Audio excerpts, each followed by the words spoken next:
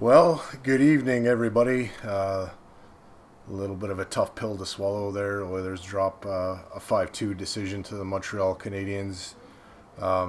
Pleased to be joined by Bob The Goalie. You can find him on Twitter at Bob The Goalie, and he's number one.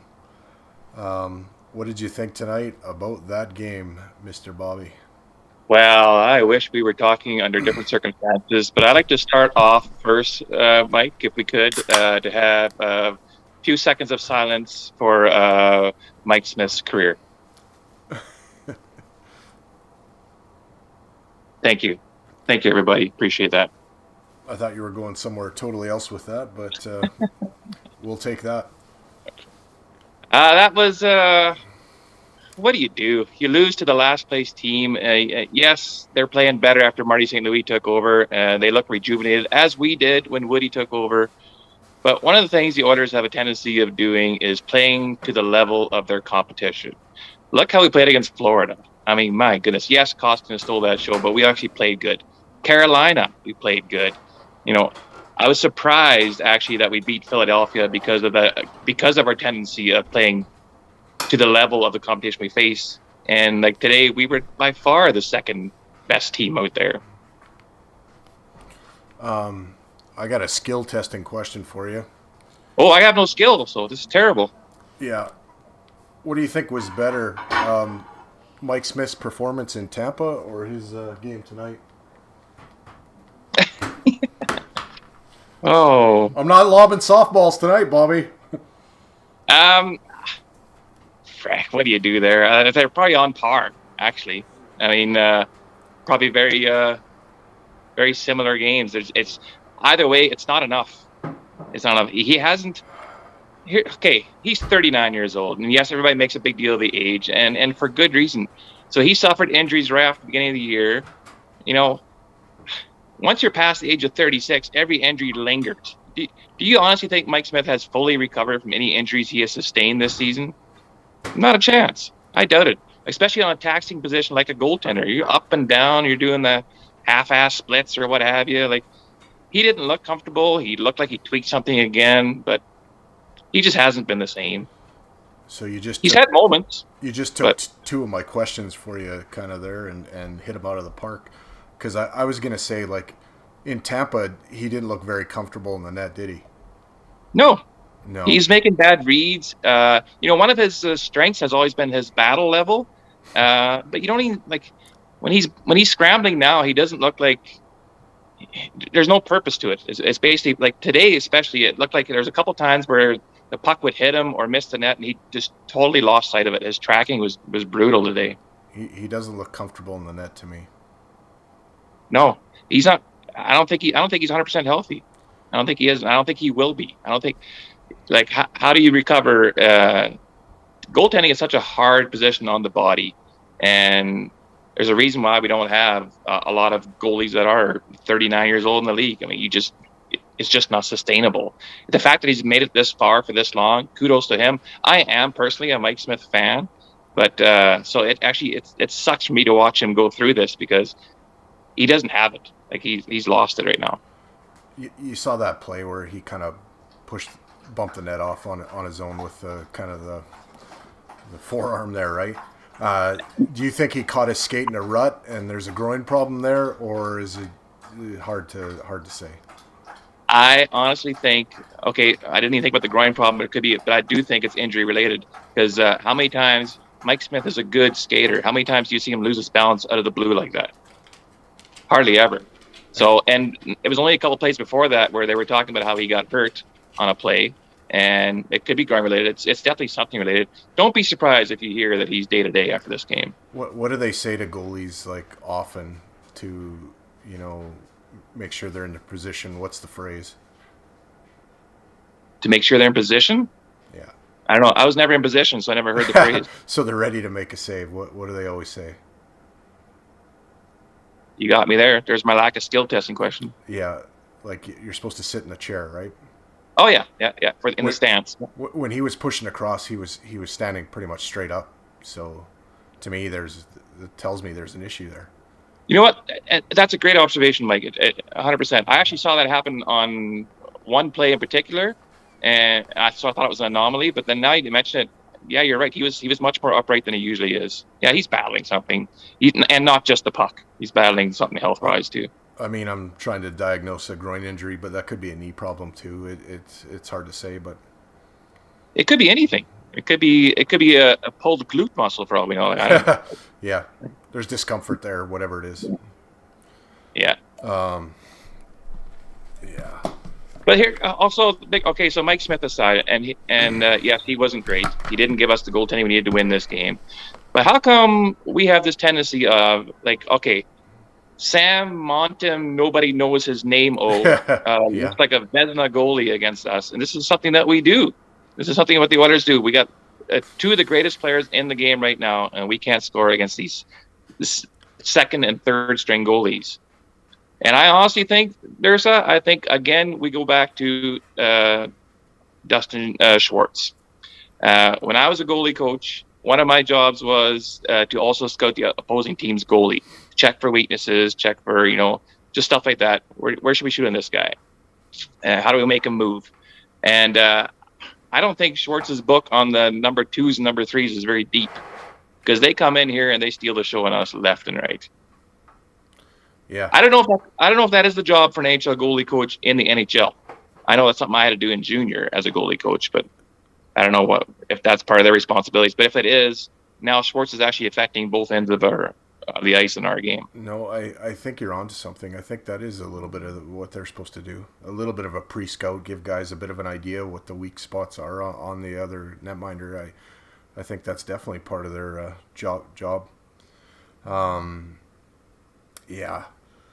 So first goal, I mean, Niemelainen panics and hammers one up the boards, and then he sets a perfect screen there for Cole Caulfield. I don't really fault Mike Smith on that. I don't have much, but the second goal, I mean, that's a pretty leaky rebound, and you'd like a NHL netminder to swallow that up a little bit more than what he did.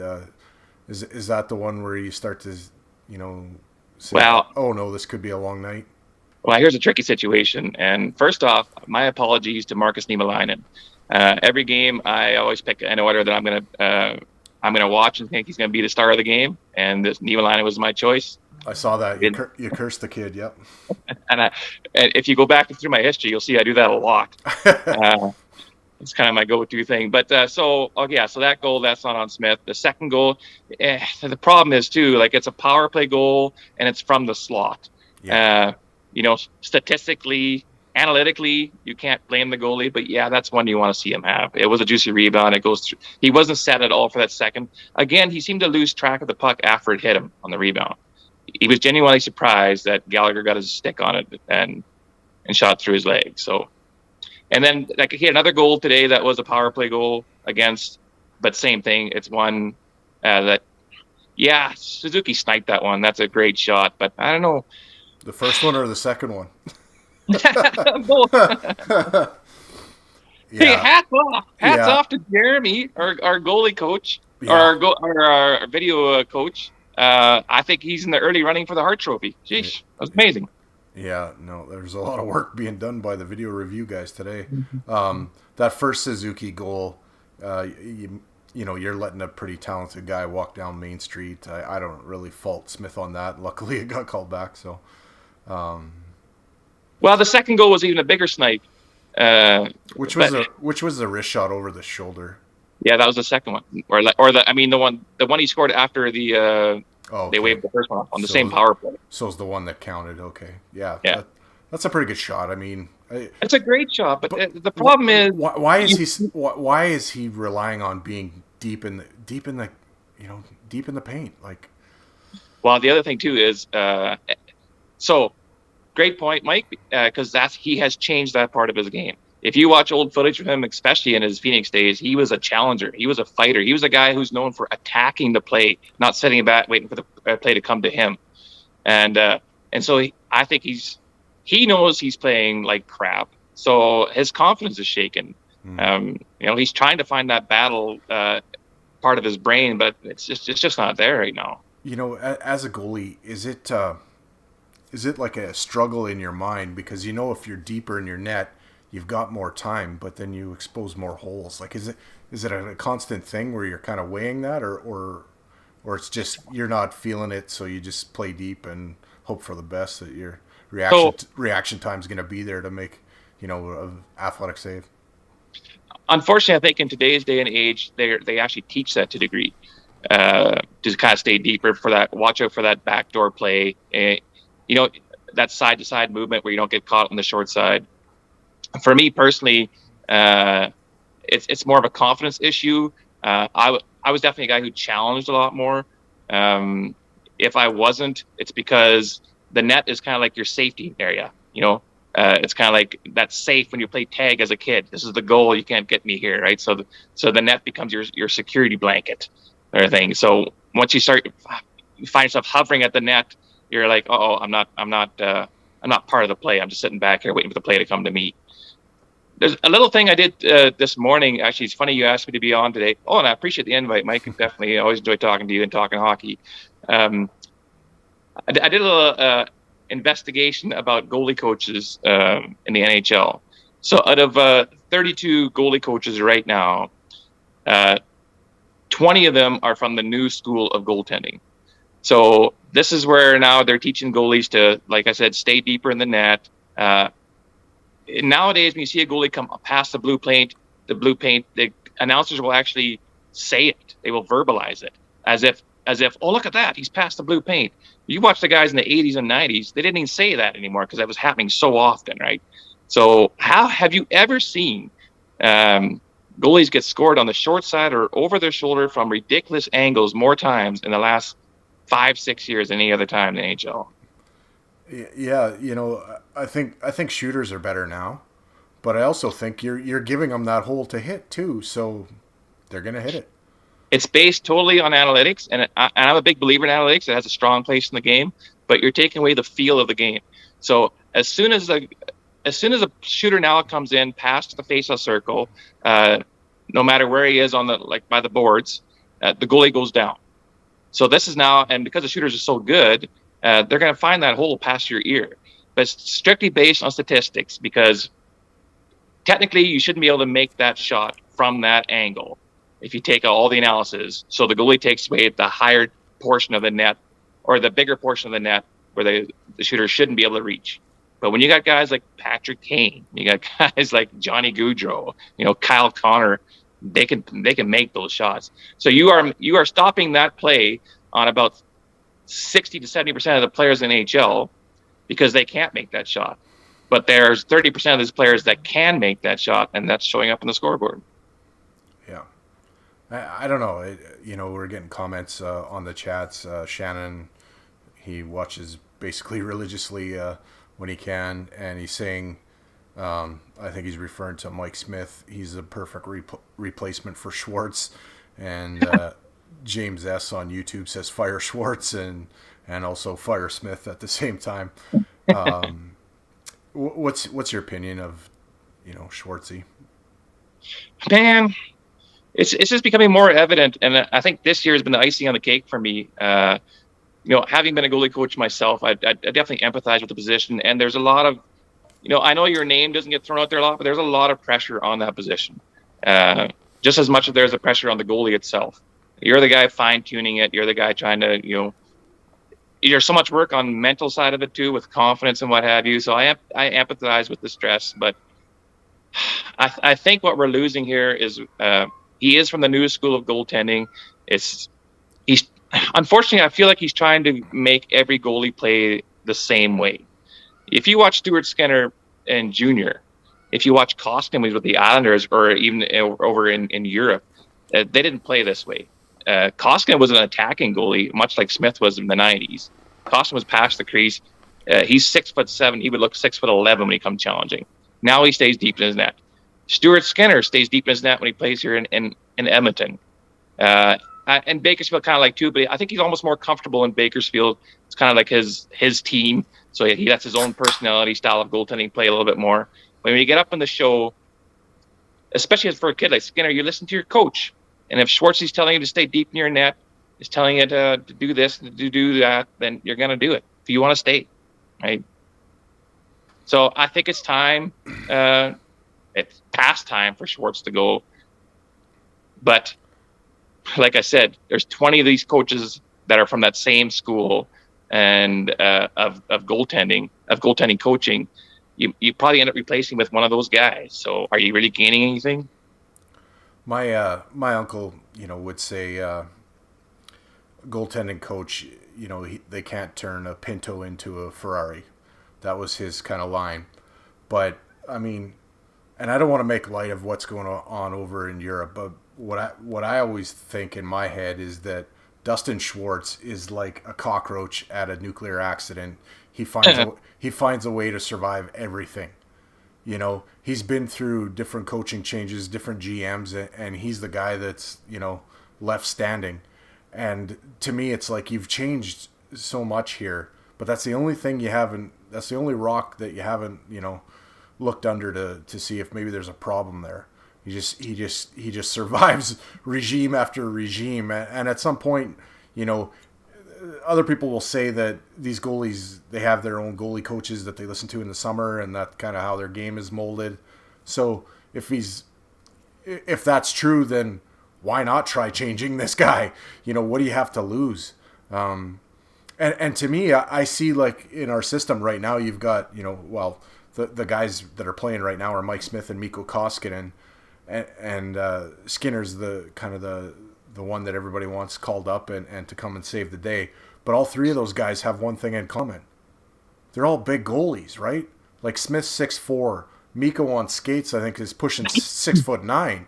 Like, they're huge goalies. And to me, it's like, and Skinner's, not small either. I think he's this kind of similar to Smith, if not an inch bigger. I think he might be 6'5".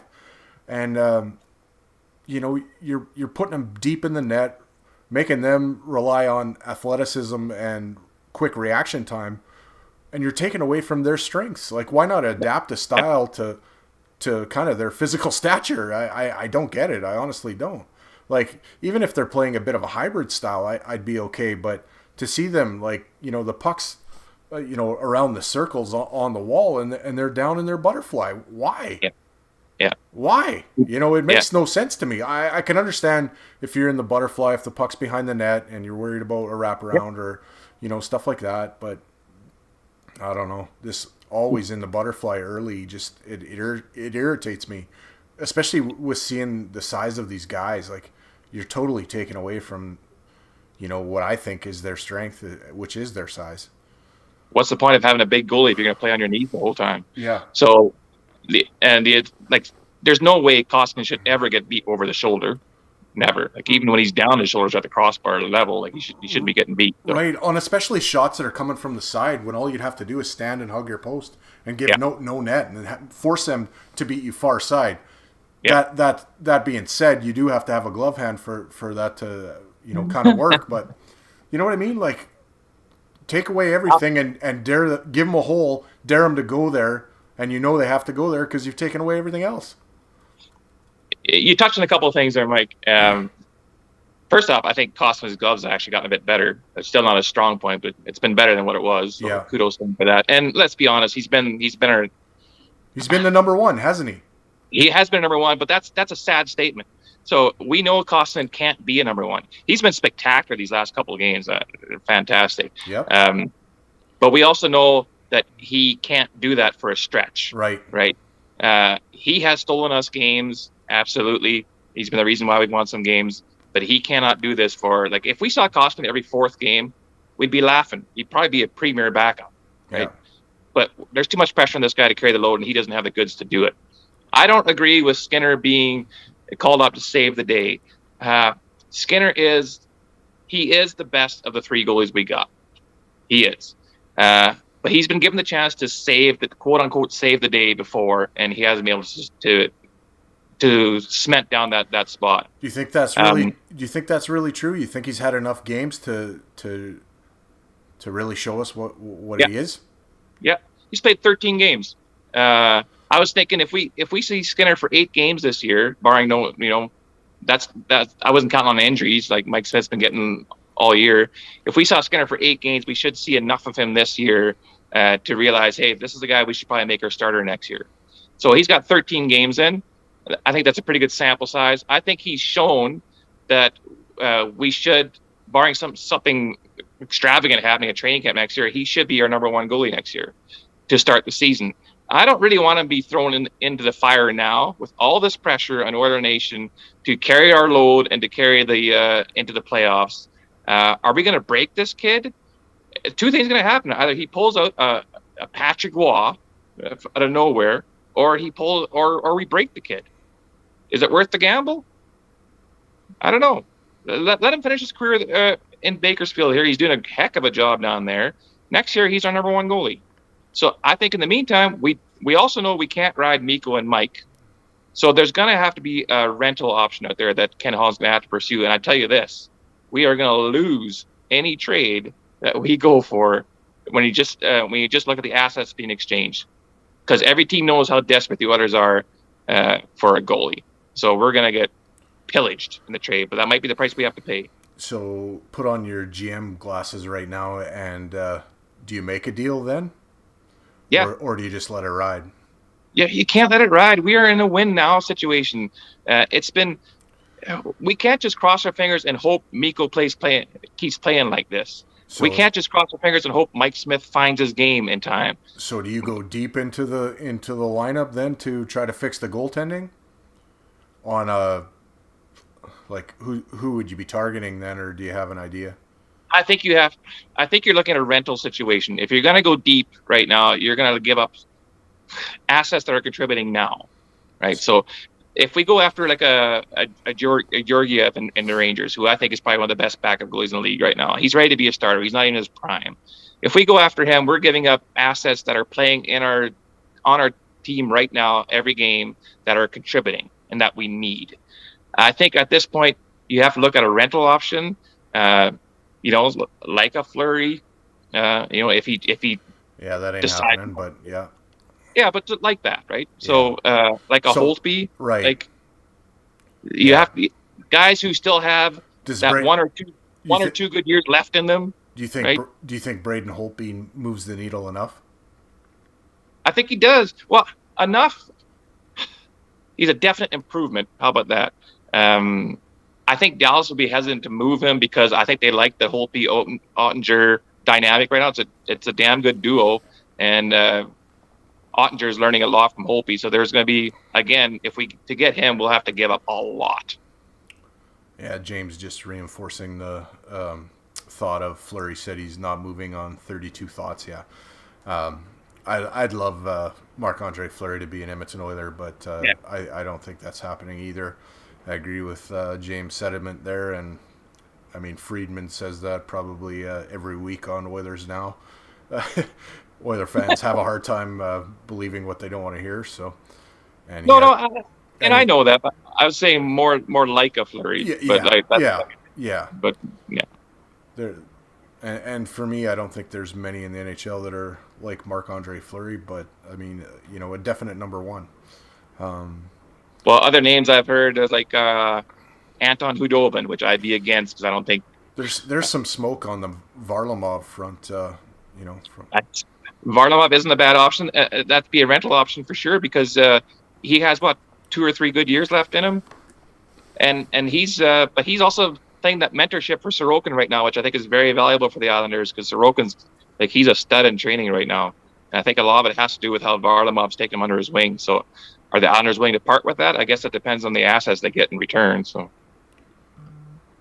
there's also smoke on perhaps what about a Corey Schneider out there? I know. I see you wince. Yeah. I've heard Korpisalo being mentioned. I'm not a fan of that one either.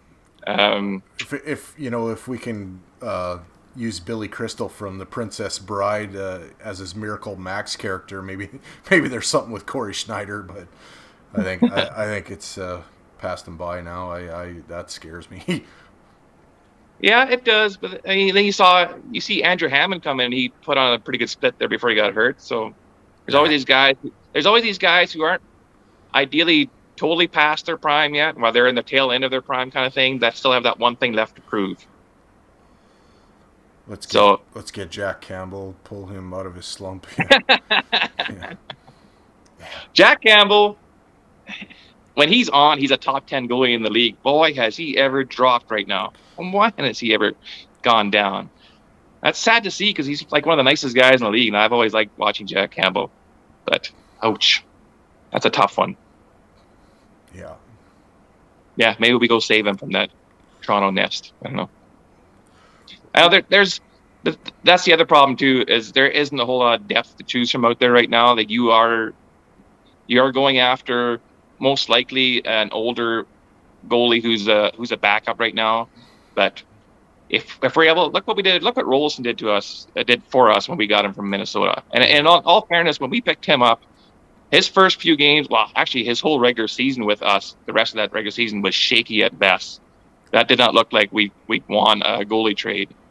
Then he found that game in the playoffs, and he was undoubtedly the leading candidate for the Conn Smythe until he got hurt. Yeah. So maybe we got to tap into a Rolson well like that somewhere. Yeah. And maybe a Varlamov does that. Maybe a Holtby does that. Right? Were you surprised to see Kyle Turris back in the lineup tonight? You know what? No, I think he was overdue to play in the lineup. He hasn't played as bad as last year. He has been nothing special. I do think we're overplaying guys like Shore. I don't think Shore has brought anything special to the table whatsoever. I feel like we should give Turris more shots at it than Shore right now. But he was due to get back in there, just get his legs. He didn't look that good today, but you could say that for 90% a lot of guys. He got rocked there behind the net. He ever, right? Woo-hoo. Unreal. What's your thoughts on Evander Kane with Leon and Yamamoto? What do you think of that line? I'm excited because you're starting to see Leon and Evander find some chemistry, especially over the last couple games, right? Yeah. I mean, Evander finally scored an Evander-like goal. Like, he's had some lucky ones, which you got to put yourself in the right position to get a lucky goal as well. So hats off to him. Yeah. You still got to be able to put it in the net, but that goal today from the slot where Leon feeds that pass onto Evander's backhand and Evander turns around and snipes one, that got me all tingly. I mean, this is something that they have that chemistry where they make that work, and that was an Evander Kane goal. Tough in front of the net, getting his stick on that puck and battling through. The one the other day where Leon fed him off, where Evander beat Caleb Jones to the net. Beauty Evander Kane goal. That's another great chemistry goal right there. I like that setup right now. I think he's starting to kind of find his, I think his legs are underneath him now. Like earlier when we first got him, he was scoring goals, but it was kind of like tips in front of the net and stuff like that. And, I think he was playing just to try to get through the game. But he's becoming more of a physical presence with playing the body, and the legs look like they're underneath him now. Well, that's 17 games for him now, so I'm with you on that one. I think he's found his legs. He might even have a couple more strides to get yet. I don't know, but that part's getting pretty exciting to watch for sure. And Yamamoto needs to, get a horseshoe for when he's got breakaways. Well, at least he took the shot on the breakaway. My goodness, for a guy who said he's going to shoot the puck more this year, he has not been. Like the game against the other night there, where he passed off again when he had that clear lane. He tried to feed it to Connor McDavid. Like, you need that confidence to shoot the puck. You keep saying you will, just do it. So yeah, this breakaway, at least he got it on net. Bouchard, I guess, left the game there. So the decimation on the blue line continues, it seems like. So hopefully he's not banged up too badly. But here's a question for you, Dursa. What do you do with that blue line? I like our blue line, but it is a young blue line. Like, is that something we need to find somebody to plug and play in there for a little bit, or are we kind of waiting for Russell to come back from injury to hopefully solidify things? Well, he's on LTIR, so if he's coming back, I would assume that's not before the playoffs. But yeah, a little bit of movement there. Like, I think when we're healthy, I would like to see another veteran guy kind of on that third pairing. Keith and Cece are as veteran as it gets, and Nurse has been pretty much rock solid all season. But well, he had a rough one today, but I agree with you though. Nurse has had partners that are challenged in the defensive end, to be polite about it. It's either Barry or Bouchard, and they both have their challenges in the defensive zone. So, if you drop Bush down to the third pair, he needs a solid partner, and if he's up on the first pair, I think that third pair needs to be solidified. Yeah, we got that rotation there with Broberg and Niemelainen, Kukuk, who's been kind of inconsistent. Yeah, Lagesson. Yeah, Lagesson's been all right, but he's just not a. He's been better since Woodcroft took over. I think he's found some confidence there. He's just not an upper echelon defender. I thought Broberg actually had a really good game today. He was very involved in a lot of things. This was one of Broberg's best games. I do feel he's not ready to be an NHL defender in the playoffs. Yeah. Or like an everyday NHL player just yet. I don't think. But this was definitely one of his better games for sure. He was involved everywhere. He was making some smart decisions today too. But you're also comparing that against the Montreal Canadiens. He wasn't doing that kind of thing against some of the stronger teams, right? Yes.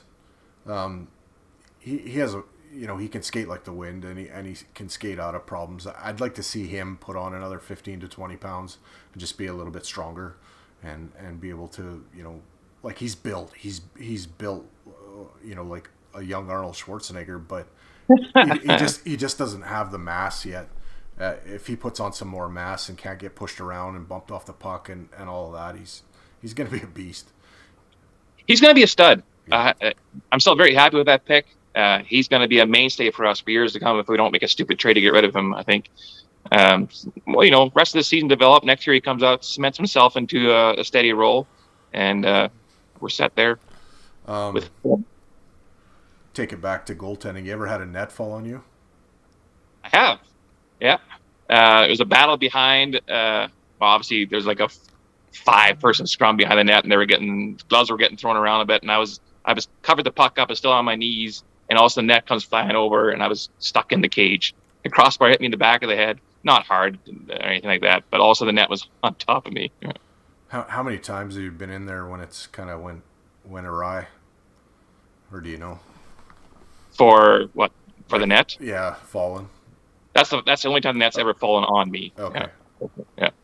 I actually used the net once as a weapon to pin a guy against the boards when he was being a dick. So I pushed the net off the moorings and pinned him against the boards. Now that we're on this, how many big collisions you ever hammer anybody into the boards behind the net? I've never hammered anybody in the boards. I open ice to hit a guy once. I knew him. We had a kind of like a friendly rivalry there for a while, but it was intense on the ice. And I remember one time telling me he was going to run me, and I'm like, he probably will. It wouldn't be a hard one. I think just kind of bump me off right, just to prove a point. And all of a sudden there was a loose puck. And it was coming straight at me, and he was going to have a breakaway if he gets to the puck before I do. So I'm skating straight out, and he's skating straight in. And I look at him, and he's looking straight at me. He's not even looking at the puck, and I'm like, oh shit, he's going to run me over. He doesn't care about this puck at all. So all I did is I quickly flicked the puck away, and I turned sideways, so my shoulder hit him right in the sternum, and he just dropped like a rock. But he lay there on the ice just laughing. I can't laugh about it. Any goalie tussles you ever been in? Yes. I have 4 career fights, and they're all as a goalie. One was in a handshake line. That's great. Well, I have an advantage. I'm 6'4", so on with goalie equipment on, I look fairly big, so they have no idea what I look like in the shower. Thank goodness. So I have a slight intimidation factor with goalie equipment on. Favorite goalie fight in the NHL? Favorite one? Oh man, I gotta say Hextall and Potvin. When Potvin actually cleaned Hextall's clock, and Hextall was known as the goalie goon out there, and for good reason. He was a tough hombre.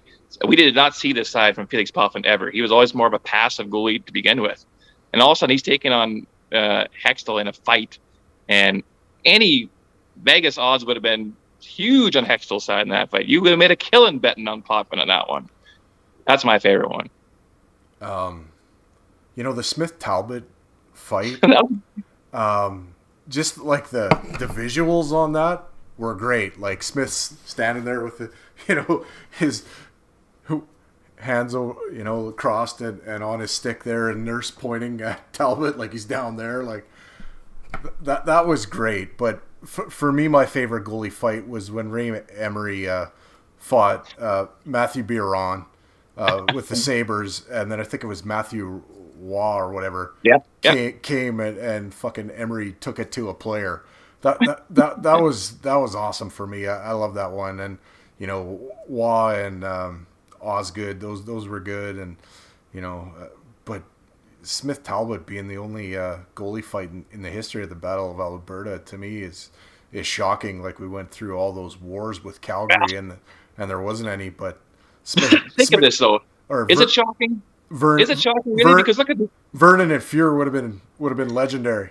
Fuhr would have cleaned them. You see, like Fuhr just not that. He also you'd never hit him. He'd be like Bruce Lee, just ducking out of everything, or Muhammad Ali. Like, well, he went in a goalie fight once too. He ended up wasn't it with Waugh? He kind of hogtied him. I'm gonna have to look that up. Not as an Oiler though. Yeah, when he was in St. Louis or something. Yeah, something like that. I think he ended up having a guy in a headlock. Black Mesa Kari off of YouTube says, I just Googled Bob the Goalie 1, but it only gave me Bob Suave, a dude with a mustache. I will do further research. So you're going to be Wikipedia all night there, Bobby. And, well, good luck with that one, because I did not leave a mark in the hockey world at all. do you got any of your IHL footage make it to YouTube? Didn't even make IHL. It was ECHL. Oh, East Coast Hockey League. There we go. And then over in Slovakia for a year, yeah, too. So there must have been a goalie fight in the ECHL. No, not when I played. No. What? No. In fact, I never even got caught in anything in the ECHL. Mind you, for me, that was my first year playing pro hockey, so I was intimidated by everything at that point. So I just wanted to stop pucks. I stayed out of everything else.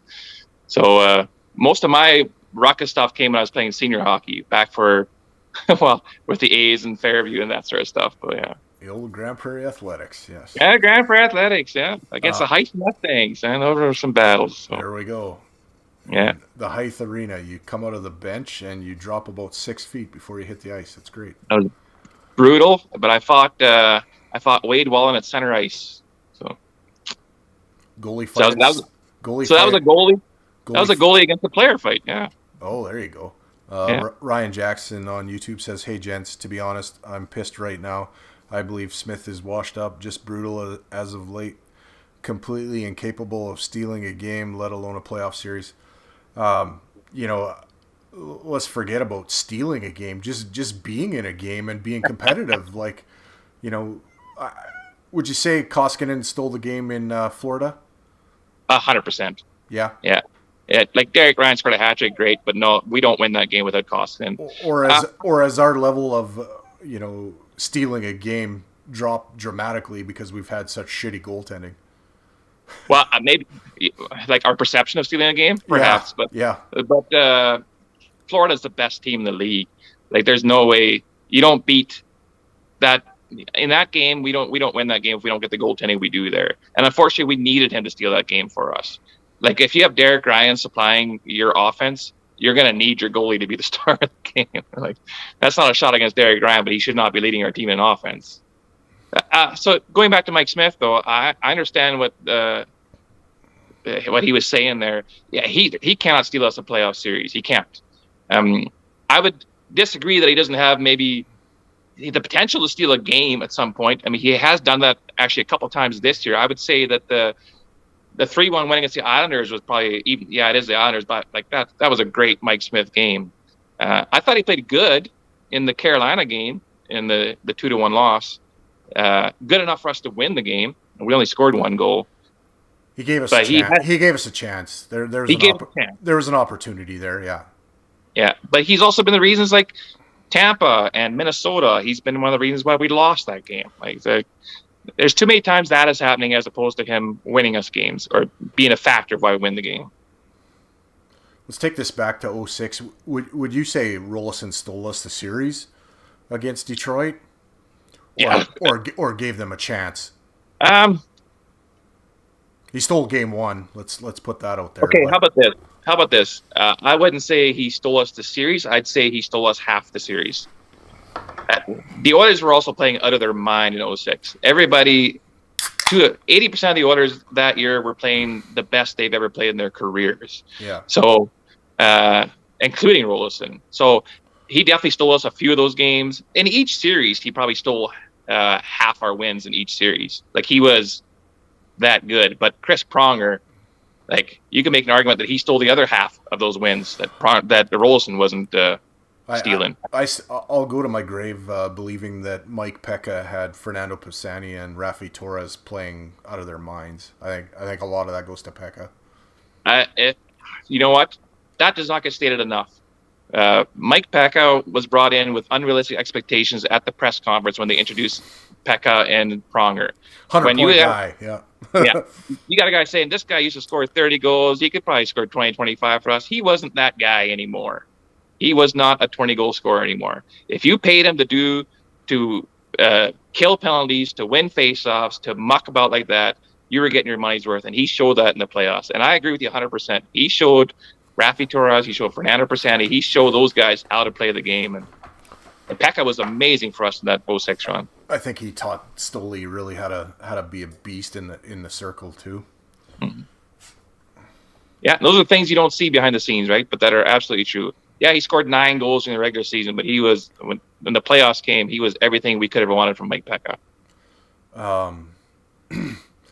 Touch on something else, like, you're talking about Smith being able to steal a playoff series. I think if you're relying on your goaltending to steal you series, you got another problem.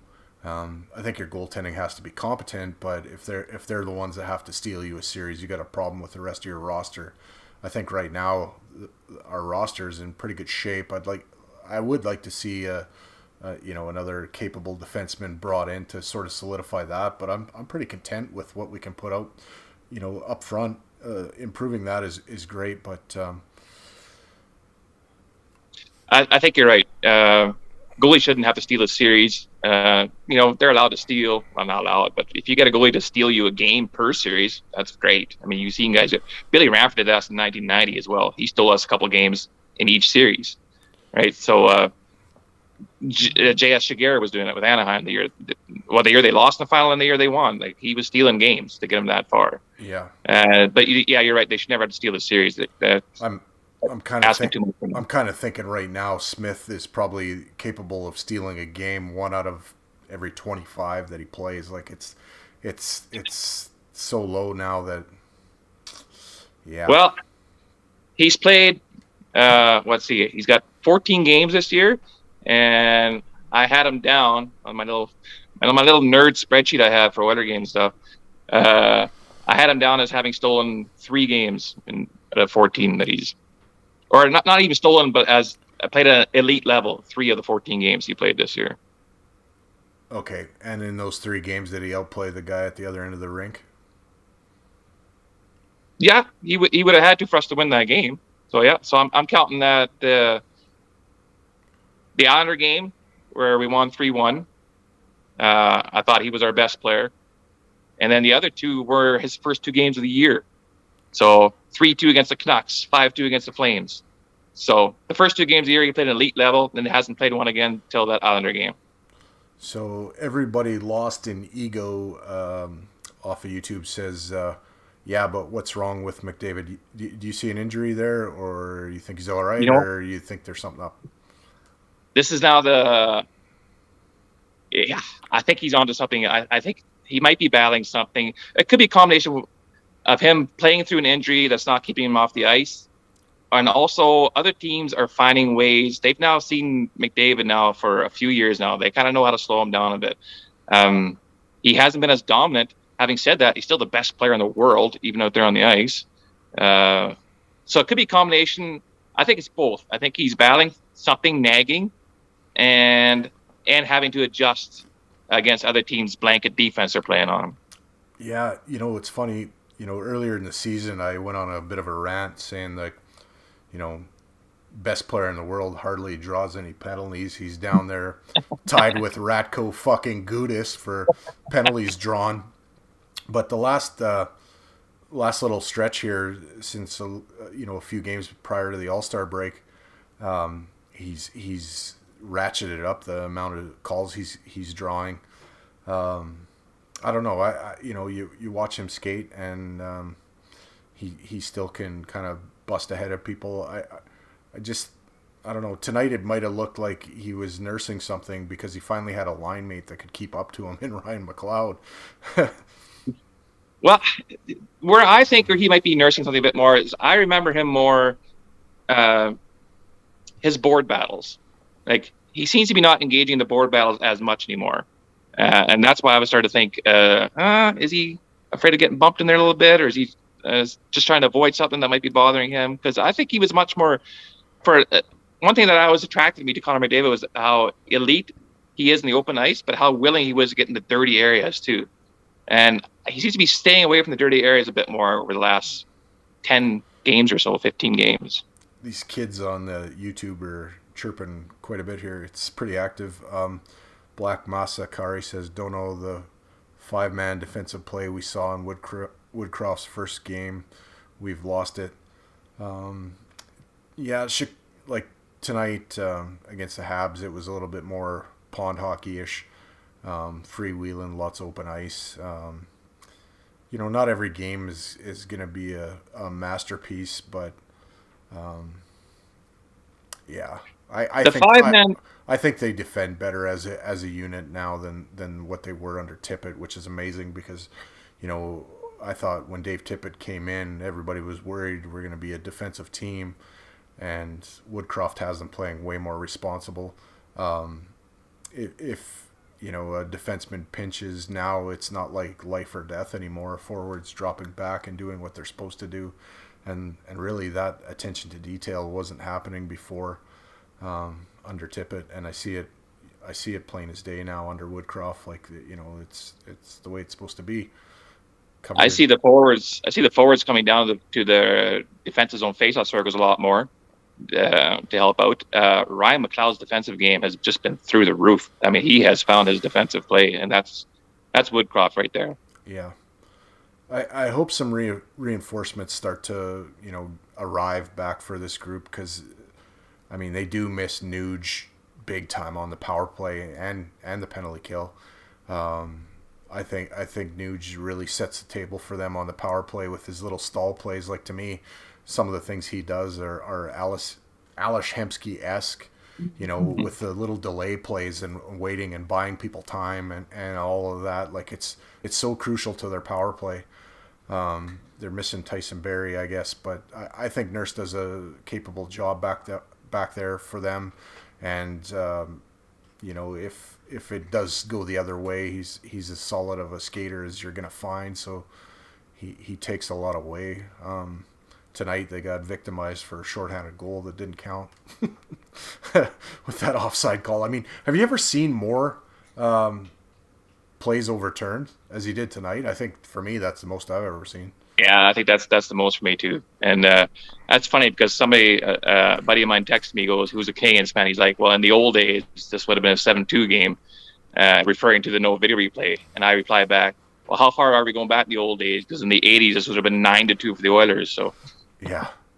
Another YouTube comment here. I just got to scroll up a bit so I can see who did it. There's lots on here. Black Mesakari says, we're always talking about the goalies not giving the team confidence. It's the other way around as well. You know what? You can. I'll let you touch that one from the goalie's perspective, like, because I mean, you played the position, so he's bang on though. Because we've gotten such inconsistent goaltending, and when we have bad games, they are atrocious games. They take the limelight. So all of a sudden we don't see the fact that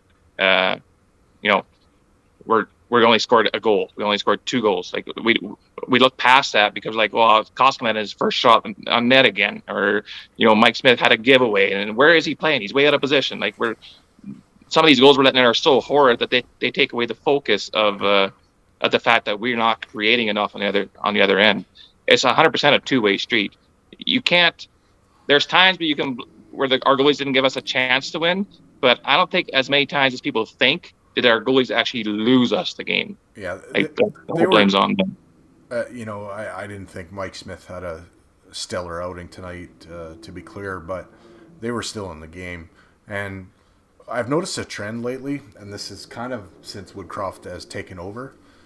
The goaltending, for the most part, has given them like 10 minutes of nothingness through the first period, which has led to, a good chance to win the game. Because before it was 1-0, inside of 3 minutes of the first period, and that's tough when you're always down early.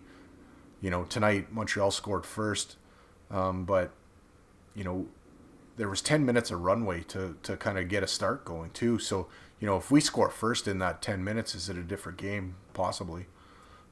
I've been saying this for probably half the season already now, and you nailed it on the head. And we need our goalies the first 6 to 10 minutes of every game. For some reason, Edmonton starts every game slow, and people will point to say, "Well, no, we outshot them in the first period." Okay, that's 20 minutes. What about within the first 6 to 10 minutes? That's where we need our goalies to keep us in there until, for some reason, we find our legs and start getting our goals. And we have been getting that until these last couple games, I guess, like Chicago and this one now. We're letting some early ones. It seems like we go in survival mode till we get that 10-minute mark, and then they start playing. I just got to do a little quick on-the-fly research here. Yeah, deep research department there, Mike. Yeah. I got cats like wanting to fight too in the background. If you can hear them growling at each other, it's kind of funny. Oh. You're Joe Exotic Tigers. Yeah, yeah. Somebody wants to argue with me about Mike Pekka saying that it was Adam Oates, not Pekka. But it was 100% Pekka. Yeah, Adam Oates wasn't an Edmonton Oiler that year. No. Yeah. 2003, 2004 is when Adam Oates was a Edmonton Oiler. And I don't think he ever was a assistant coach for us, so I'm sorry. No, he's never the coaching staff. I'm sorry, Jody Cerner, but I'm right. Put that in the diary. Yeah. Doesn't happen all the time, but sometimes it does. Ryan Jackson says, Harry, Bob, is your last name Schmidt? Holy crap. Why does he want to know? He's searching that YouTube probably for clips from you. And everybody lost. Ryan Jackson, are you my probation officer? Uh-oh. Everybody lost in ego says confidence or injury. I think there's a bit of a nagging injury there. I think confidence might be something to go along with it, but I'm thinking there's a nagging injury in there. He just looks really uncomfortable in the net. When you are nursing an injury or something that's nagging, that does affect your confidence because it's in the back of your mind the whole time. Am I going to hurt something if I push hard here? Yeah. Am I going to drive to the net here? Battle on the boards? Am I going to tweak something? Jody says, sadly, Holland is too stubborn and bullheaded to deal Smith. He already had to let go his boy Tippett. He's not letting go of Smith. I don't know if it's a issue with stubborn, but he might have handcuffed himself by giving him I don't know if he gave him a no trade or no movement clause for 2 years. So that's okay. Mike Smith last year was phenomenal. He played out of his mind. He played like he was 25 years old. At one point, that his name was getting mentioned for in the Vezina talk there for a brief moment there. Like he put up he played really well. He 100% deserved to be re-signed. He had earned the right to be re-signed. Absolutely. You don't play that good and then just get thrown into the gutter. 2 years is a lot, but I think he took a pay cut to go for extension as opposed to monetary value. He wanted more term than money. So we're stuck with that a bit. So I don't know if I'm breaking something here or not because this was in the summer, but so Ken Holland had a deal in principle for Darcy Kemper from the Coyotes.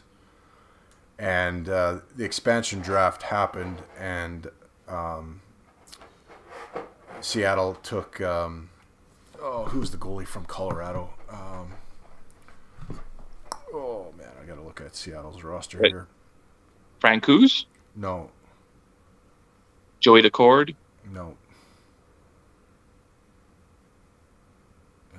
Well, they got Seattle. Seattle has Kemper, or no? Seattle has Grubauer. Yes, so they took Grubauer from Colorado, and what ended up happening because of that is Colorado upped the offer for Kemper.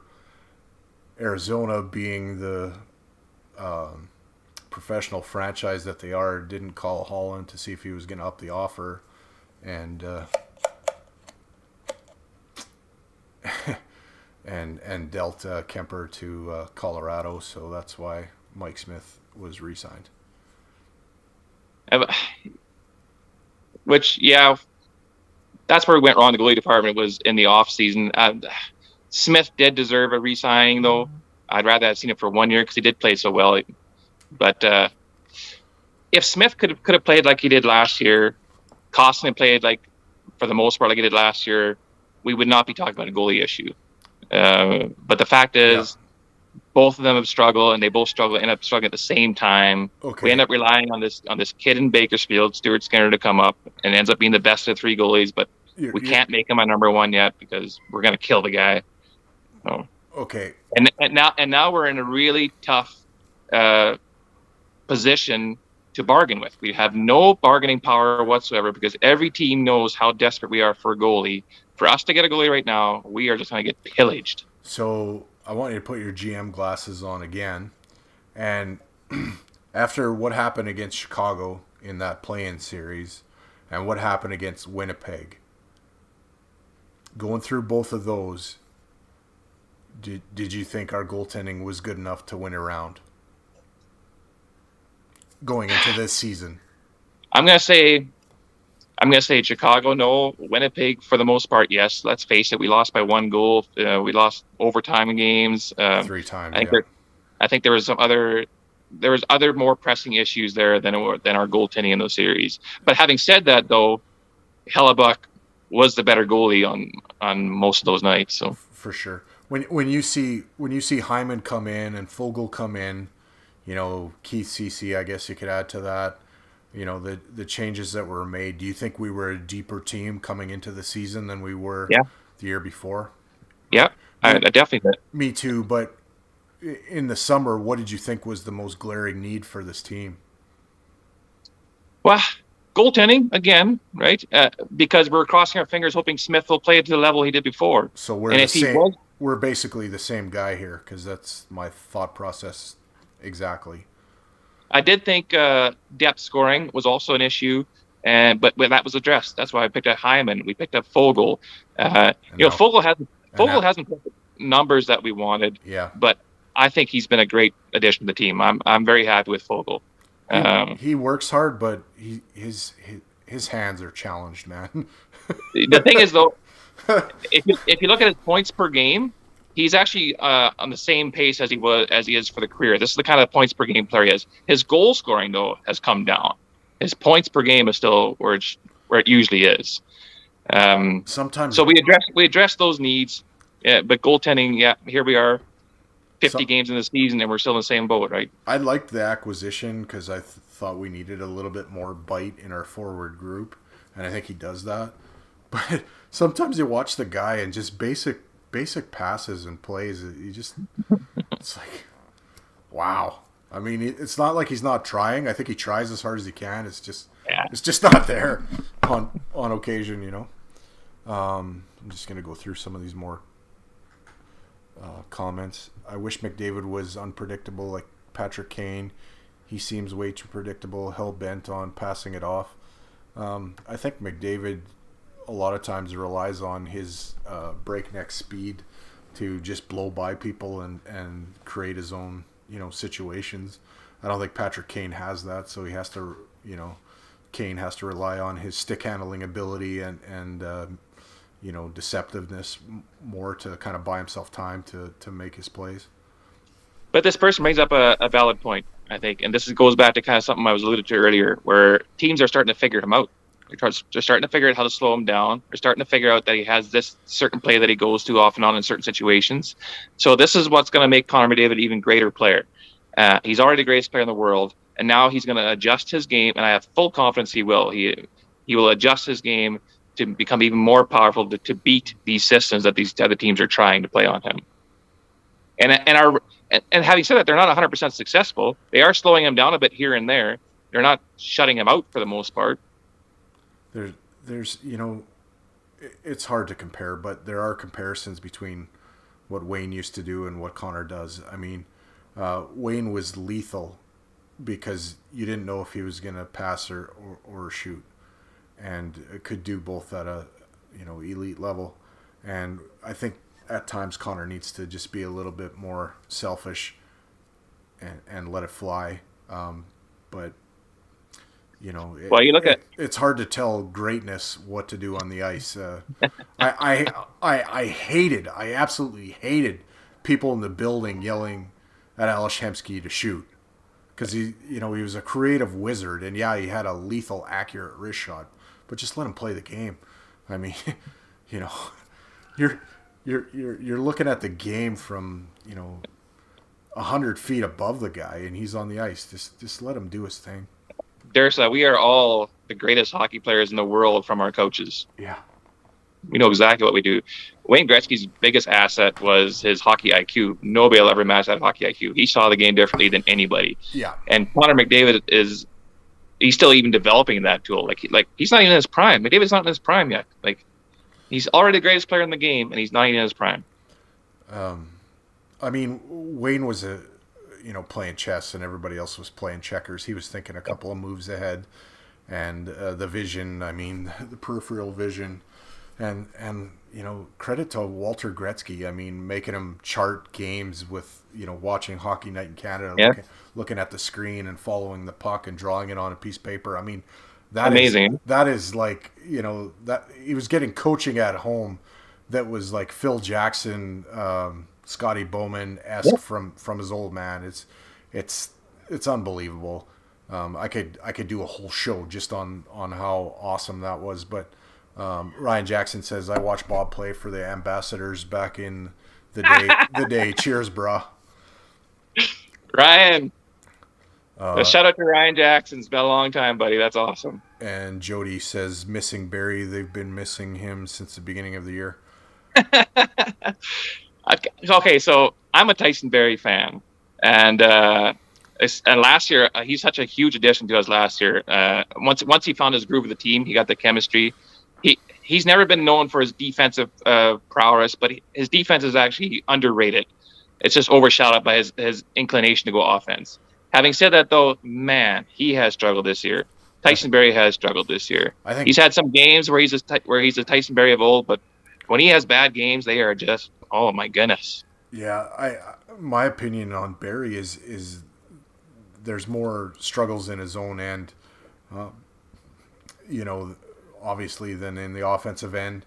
If he's out there with Nurse can skate well enough to cover up some of the deficiencies of bad pinches and that kind of stuff. But I see some games he adds a ton to the power play, and then some games it's Bouchard's out there and he almost does the same thing. So yeah.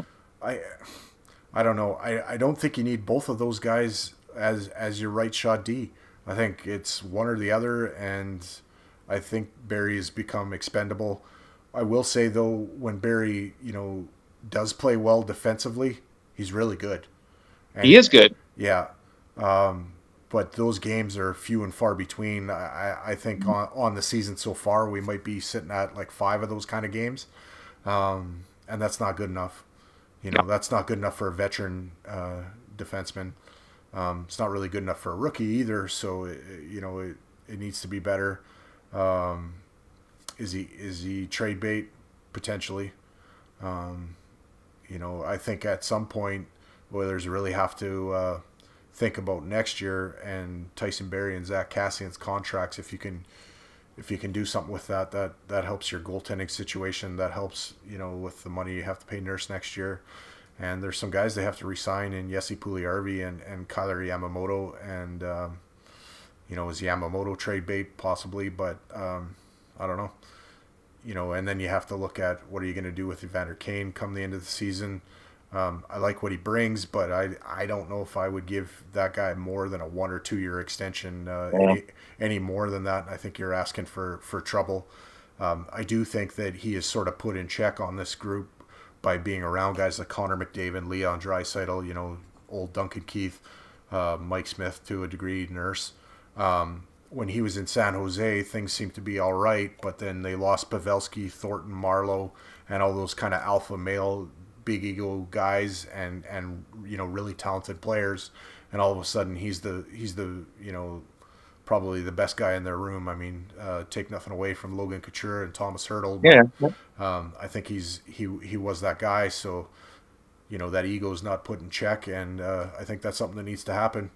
Hopefully he's grown as a person. I don't know him from Adam. I'm just speculating based on what I've seen. So I really have no judgment on the guy. I like what he's doing so far, and hopefully he you bring up some valid points. The other thing I would say too is it feels like he started getting into trouble as soon as he starts getting too comfortable on a team. Yeah. Right.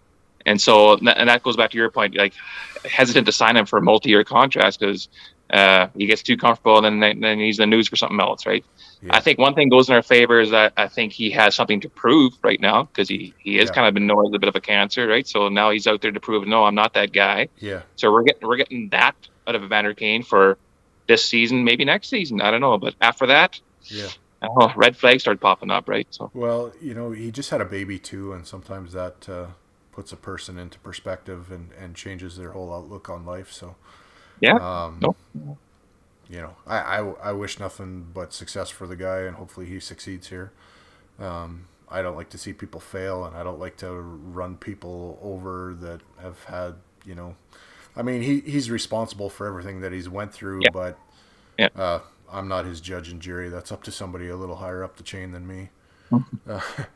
Well, we only get the story of what we're fed. We don't know everything behind the scenes. So I mean, I've been through a separation. I know that sometimes there's guilt on both sides, and sometimes things get kind of blown out of proportion. I do think he was in a toxic relationship, and it's probably best for both of them that they're not together anymore.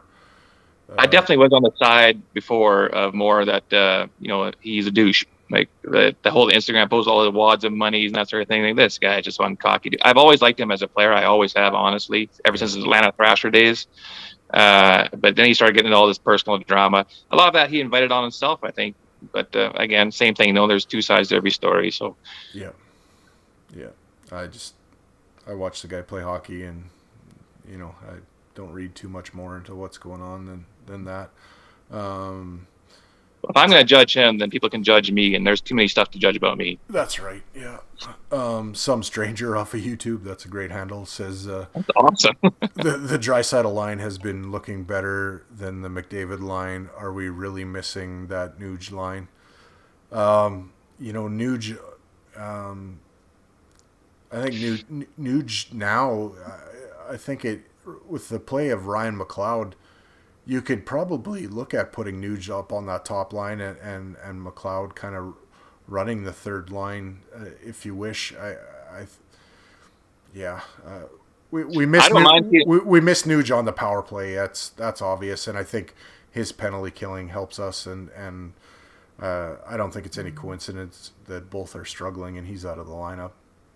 Well, the Nuge and Hyman combo on the PK was spectacular. I like McLeod up there with McDavid because, as you said before, we finally have somebody that can keep up with him. Yeah. I do think we are missing a third line. Now, what has happened? When Nuge is not in the lineup, he was carrying that third line. We had three solid lines there. Now we don't. We are missing that depth there. So I also agree with the stranger that I think Draisaitl's line is actually our number one line right now.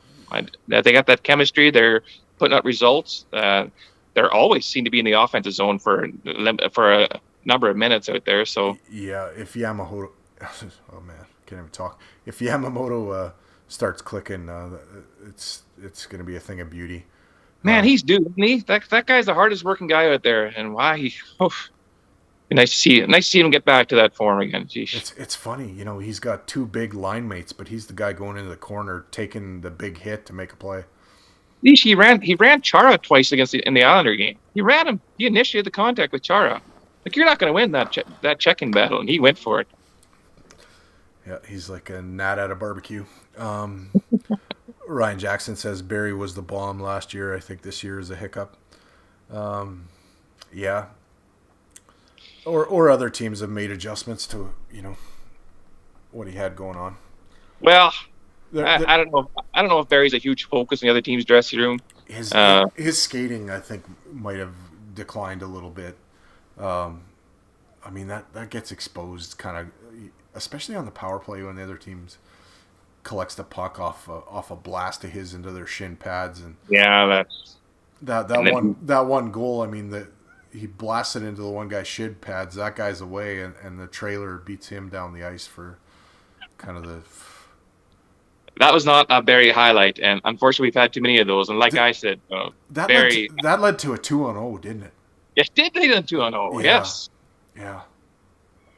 Ryan says, I would move Duncan Keith before moving Barrie.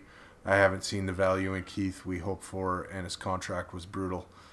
Duncan Keith at $4 million is a lot better than Duncan Keith at $5.5 million. For the life of me, I'll never understand why Ken Holland didn't ask Chicago to retain any of that contract. That is way too gentlemanly for a GM to do. I haven't minded Keith's game. I mean, I think the show is built on the concrete footings of me and Dash going at it over Keith. I think he's doing way better than he did last year in Chicago. I think that's a given. But at $5.5 million, it gets better if you look at Chris Russell at $4 million before. I think that makes Keith's contract look a lot better. But Keith has his deficiencies in his game. I think when guys are coming in on him at the blue line is when I'm the most nervous, because he, a few juke moves and they're in alone. Especially to the outside. Yeah, once he's inside his own blue line, though, I don't mind his game. I'm comfortable. When the play's on the wall, he goes and he uses his stick within the rules and outside of the rules to get pucks away. And when he does have the puck on his stick, his passing is crisp, to say the least. It's a hot potato, but usually it doesn't lead to the puck coming back towards us. It gets out. So I don't really have huge issues with Duncan Keith, but at $5.5 million, I see him as a guy that's treading water, and I don't love the money we're paying him. I don't mind the player. Your analysis of Duncan Keith is straight from my studying book. Are you kidding me? Word for word, bang on. My only complaint about Keith really has been the money factor. I think he's brought in tangibles on this team that was elements that we were missing. Some of that, like, he knows what it takes to get there. Yeah. He still has something to prove too about what he can do. He is definitely playing better than he did in his last couple of years in Chicago, because I think he lost some of that passion when Chicago was starting to tank, and now he has a drive. He's playing with the best players in the world. This team is something that if all the puzzle pieces were there, it can do some damage, some serious damage, and I think he sees that and he wants that. So he's been a stabilizing force. Same thing on the ice. My biggest fear is when that guy does that whole beat him around the outside. He doesn't have the foot speed to kind of make that transition. Yeah. He is solid in our zone, and I am so confident with when he has the puck on his stick. Earlier in the season, he got next to no time with McDavid as well. As this has kind of went on later in the year here, he's got some time out there with Connor and Leon, and he looks for them, and he usually makes the right play. Usually the puck is on their sticks, and he still has. He always had the ability to make the long stretch pass. Oh, and it's still there. Like he can still pass the puck, and I've noticed, like, he's had a couple of bang up little injuries this year. I think since he come back on this latest one, there's a little bit more pep in his step, like almost like it gave him a little bit of a timeout to recharge the batteries a little bit, and he looks a little quicker. I noticed that tonight, just the quick strides and that. So yeah, And that's where you start looking at guys that are pushing their late 30s. You know, why not give them a couple of games off here and there to rest that body? Because you're absolutely right. He's come back and he's been great. Yeah, his last 2 games before he got hurt were shaky. He was playing pretty good till then, but he was starting to get that little shaky thing going. And now he's come back and he's rested, he's healed up, and he's Well, I'm not gonna judge anybody on today's game, because today's game I don't even want to think about it. But the Philly game, the Chicago game, he was great. Cody Cece's been a revelation to me, though. Cody Cece was a sign that when we got him, I was kind of like, he is what he is. Like he'll be that 7th D man in another rotation. He's been a stabilizing force out there, and he's been a very pleasant surprise for me. Yeah, no, people were paranoid over both Keith and Cece, and they're definitely not the weakest link on this team. We all know what it is. It's part of my union, but it's too true, though. It's too true. Yeah, no, I don't know. Mikko's played inspiring hockey lately, and it's it's a pleasant surprise. You go back to him against Calgary. Yeah, you do. Yeah. So here's the problem, and they're not going to do this, and this is why I'm also sitting on the couch talking to you and not talking to NHL players.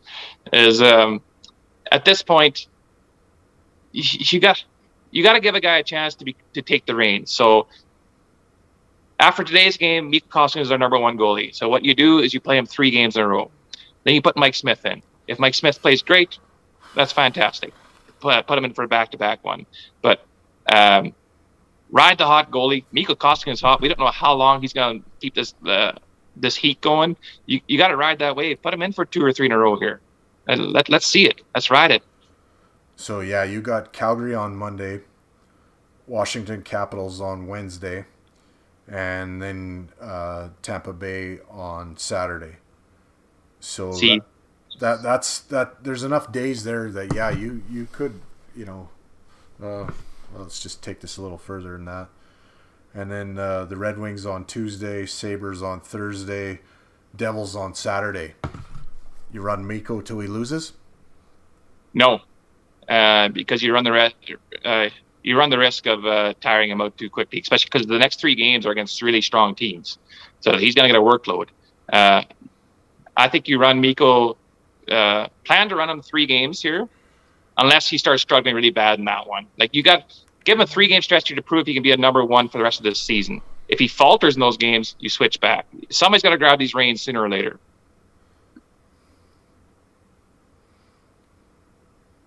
Or next game, Mikko Koskinen. If he plays great, he plays game number 2. Or do you give Mikko 2 and then let Smith have the game on Saturday, regardless of what happens, because it's a Eastern Conference foe and it's not a 4-point game.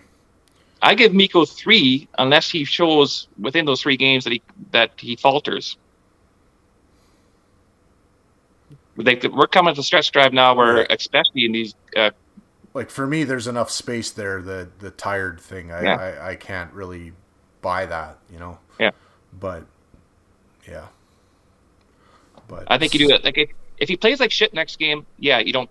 You go back to Mike Smith. But I'd give him a 3-game minimum until he plays like shit. If he plays shit in those 3 games, I guess really like these are sort of throwaway games anyways, because there's a bunch. After Calgary, it's a bunch of Eastern teams, so I don't look at those losses as damning as when you're playing a Western Conference team. No, I hear you. But we're getting to that point now where these points are so valuable no matter who you're playing against. Like, eesh. Got a prediction for Calgary? 100-0. 5-4 overtime win. 5-4 in overtime. Yeah, it seems like some of those Calgary games can be pretty high scoring. Wow, I hate to say this, but obviously being anti-Flames, I can never cheer for the Flames no matter who they play against. But they are a fun team to watch. They're an exciting team to watch. Goudreau's playing out of his mind right now. Sutter has got them playing a brand of hockey that they haven't seen in Calgary in forever. They are a force to be reckoned with. So, yeah, the scoring is there. I know the Flames can score 4 goals. It's a matter of the Oilers find their 5-goal game. Seem to play well, though, even if we're not playing well against Calgary. Like, they're the ones that busted our slump. So, yeah. Yeah, they're the ones that saved Tippett's job for another day. For too long. Black Masakari says betting is so weird. Could be a 0-0 game going to a shootout or a 10-2. Yeah. Yeah. 100%. Bet 99 has been sort of back and forth with being kind of a sponsor version, the Heavy Hockey Network, and I'm going to be terrible if we ever do get kind of something going with them, because I never bet on games. That's not my thing. I'm too much of a chicken shit to put my money where my mouth is. Black Masakari says, don't know how you people do it predicting games. Yeah. Well, if you look at any of my predictions, I don't. I don't predict games at all. Yeah. I predict games as well as a weatherman predicts the weather. It's funny. There's like a bit of fool's gold, because I think if you go back to the shows me and Dash did sort of before the season started, I figured we'd take a pretty serious run at winning the Pacific Division this year, and it's still possible, but they got to figure it out right away. It's been such a fucking roller coaster of a season. I mean, they start and they're just world beaters and best team in the league, and then they go into this epic tank job, and then they come out of it, and then they go down, and it's just a roller coaster season. I mean, hopefully they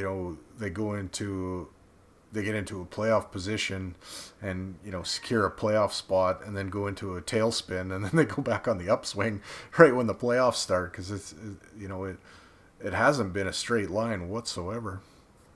Will the real Edmonton Oilers please stand up? There we go. My preseason predictions, I had the Oilers finishing second behind Vegas in the Pacific. So. Yeah, and Vegas. I don't know. They made some changes to their team, obviously bringing in Jack Eichel and that, and Leonard's hurt, so they're gonna have. He's back now. Leonard's back now. Oh, okay. I thought he sustained something kind of serious. No, he's already got 1 game under his belt since he came back. So. Okay, so they'll probably figure it out. But I don't know. You put Jack Eichel into your lineup, but by doing that, you have to. Be salary cap compliant, so other people have to come out, and unless we're going to see a Tampa Bay 2.0 move here, I don't know if they, by doing that, they get a whole bunch better. I think they get a little bit better incrementally, but I don't think it makes them, world beaters. Jack Eichel is a great shooter, but I just, I've never been blown away, impressed by the guy. I still think, somebody like Nathan McKinnon or, obviously Connor and Leon are in a tier above. And he doesn't scare the shit out of me. They're still a pretty good club, but I think if we can improve our goaltending and solidify that, we can do all right. I mean, I think Colorado's still going to come out of the West, but I think we can win a round as long as Colorado isn't our first round date. Vegas's biggest attribute has always been their depth. So I think Jack Eichel is going to be their first legitimate kind of star. Yeah. But he's also going through the Evander Kane syndrome, where he's still finding his legs, right? And so who knows what he's capable of. Maybe he'll find that upper echelon game that he's supposed to have. Could very well be. He's got all the tools for it. It's just a matter of him getting the games and finding it with Vegas. But you go back, so now they've been battling injuries already. Like McNabb just got hurt now. Mark Stone is out long term right now. So once they get all their ducks back, you're going to have the Tampa Bay 2.0 thing going here. So we've done this for just about an hour and a half, Bobby. If you've got any last words, I'll let you fire, and then I'll close this down. Not really. I think we've touched everything that we analyzed the Oilers from head to toe from 06 on, more or less. Always enjoy talking with Turris. I appreciate you having me on. I could talk goalies, especially hockey, but goalies especially for another 3 hours. But I guarantee you, the listening content would be only me. So we probably tapped my time out here. I appreciate the time, and let's get this shit together, boys. Yeah. Didn't give you a ton of notice today. Just talked to you during the day, and you gladly obliged my request to come on. So I thank you for that. Always appreciate your net mining, knowledge and experience. And I wanted to talk Mike Smith tonight. I knew that, before I even asked you. I was hoping it was under better circumstances, but yeah, it is what it is, I guess. It's nice to have some hockey to talk about, because there's a lot of heavy things going on in the world that are pretty serious and pretty sobering things. So a little escape from that, we have the luxury of being able to talk some hockey. But I pray for peace in the Ukraine and throughout the world, and hopefully people will do the right thing over there and lay down their arms and go home. It's my grandma's from Vegreville. She's probably the only lady in that town that isn't Ukrainian, but I know a lot of Ukrainians in Veg, and they're good people, hardworking people, industrious people, smart people, and I envy the way that they can take something and break it down and make it into something better. Their spirit and their unwillingness to surrender is inspiring, even though it might be under a lot of pressure. All of that it weighs on all of us, I think, and to be able to take a little bit of time away from that is a good thing, to give us all a chance to breathe and kind of collect ourselves. And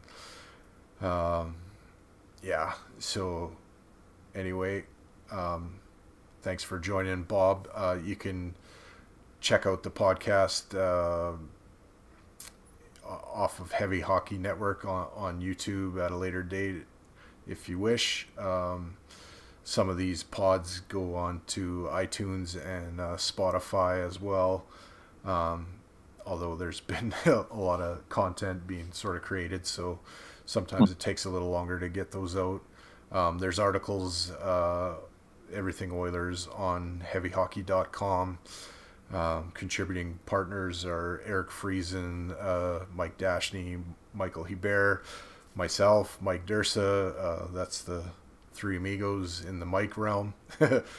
Spencer, Ryan Lotzberg, Tough Call Pod. Josh is on there, and I think Kirk is the newest member of the Heavy Hockey Network. So there's all those articles, as well as the Forever 99 podcast, Oilers Lives podcasts, and me and Dash straight off the pipe. For the time being, Dash is kind of going to be away dealing with some personal matters, but I'll be here with various guests like Bob was tonight. So thanks everybody for listening. Keep your sticks on the ice, keep reaching for the stars, and let's beat the fucking Flames on Monday night. Good night, everybody.